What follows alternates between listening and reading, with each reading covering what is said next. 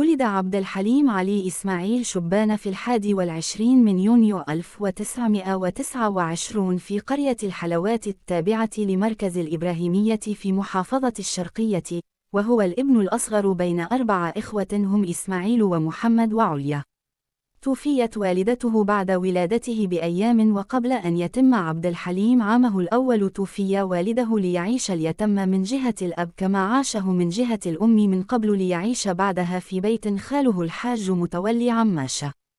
كان يلعب مع أولاد عمه في ترعة القرية، ومنها انتقل إليه مرض البلهارسيا الذي دمر حياته. ولقد قال مرة: أنا ابن القدر، حيث أجرى خلال حياته 61 عملية جراحية. كان حليم الابن الرابع وأكبر إخوته هو إسماعيل شبانة الذي كان مطربا ومدرسا للموسيقى في وزارة التربية. التحق حليم بعدما نضج قليلا في كتاب الشيخ أحمد، ومنذ دخول العندليب الأسمر للمدرسة تجلى حبه العظيم للموسيقى حتى أصبح رئيسا لفرقة الأناشيد في مدرسته. ومن حينها وهو يحاول الدخول لمجال الغناء لشدة ولعه به. التحق بمعهد الموسيقى العربية قسم التلحين عام 1943.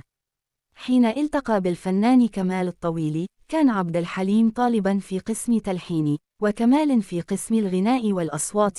وقد درس معا في المعهد حتى تخرجهما عام 1948 ورشح للسفر في بعثة حكومية إلى الخارج، لكنه ألغى سفره وعمل 4 سنوات مدرسا للموسيقى بطنطا ثم الزقازيق وأخيرا بالقاهرة،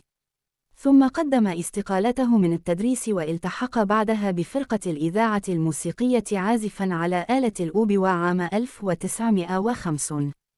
أما ليلى العمروسي، زوجة الصديق المقرب من عبد الحليم الراحل مجدي العمروسي، والتي تعرف الكثير عن أسراره من خلال زوجها، فقالت عن حبيبة حليم: لم ألتقها، وعندما كنت أسأل مجدي عنها كان يقول لي إنها صاحبة أجمل عيون شاهدها في حياته. وقد حكى لي العمروسي اللقاء الأول الذي جمعها بعبد الحليم، وكان ذلك داخل مصعد عمارة سيدي بشر بالإسكندرية، التي كان عبد الحليم يمتلك شقة فيها، وعندما شاهدها وقع في غرامها، ومن شدة إعجابه بها سار خلفها بسيارته حتى الشاليه الخاص بعائلتها، والذي كان قريبا من شاليه الأديب الراحل إحسان عبد القدوس. وعن الأسرار الخاصة التي كان يعرفها مجدي العمروسي حول هذه العلاقة قالت ليلى: لم يكن مجدي يحكي لي أشياء خاصة عن حياة عبد الحليم، وكان كتوما إلى أقصى درجة، وعندما كنت أسأله حول علاقته بهذه السيدة كان يرفض الإجابة ويقول لي: ليس من حقك معرفة أي شيء حول هذه العلاقة. تضيف ليلى العمروسي أن الكاتب الراحل مصطفى أمين ذكر أنه حضر إحدى حفلات عبد الحليم التي كان يغني فيها أغنية كلموني ليه، ولاحظ مصطفى أمين أن عبد الحليم طوال الأغنية كان ينظر إلى اتجاه معين، فنظر إلى الاتجاه نفسه الذي كان ينظر إليه عبد الحليم، فوجد سيدة جميلة صاحبة عينين لم يشاهد بجمالهما من قبل، فعرف أنها هي حبيبة عبد الحليم. حاول الكثيرون التكهن بحقيقة شخصية حبيبة عبد الحليم، وذهب البعض إلى أنه كان يحب الفنانة سعاد حسني وأنهما تزوجا سرا، بينما قال المقربون منه أنه أحب سرا سيدة كان يلتقي بها خفية في لندن ل5 سنوات، إلا أنه لم يكشف يوما عن شخصيتها، ولهذا غنى أغنيته الشهيرة حبيبة من تكون. أصيب العندليب الأسمر بتليف في الكبد سببه مرض البلهارسيا، وكان هذا التليف سببا في وفاته عام 1977 ميلادية، وكانت أول مرة عرف فيها العندليب الأسمر بهذا المرض عام 1956 ميلادية عندما أصيب بأول نزيف في المعدة، وكان وقتها مدعوا على الإفطار بشهر رمضان لدى صديقه مصطفى العريفي.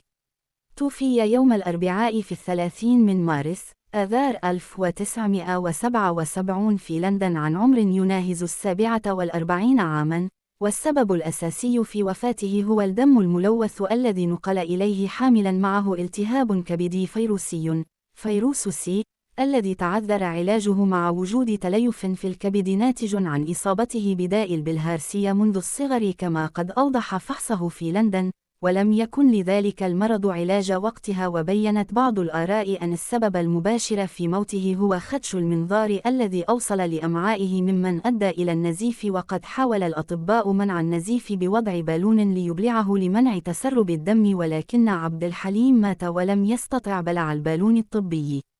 حزن الجمهور حزناً شديداً حتى أن بعض الفتيات من مصر انتحرن بعد معرفتهن بهذا الخبر.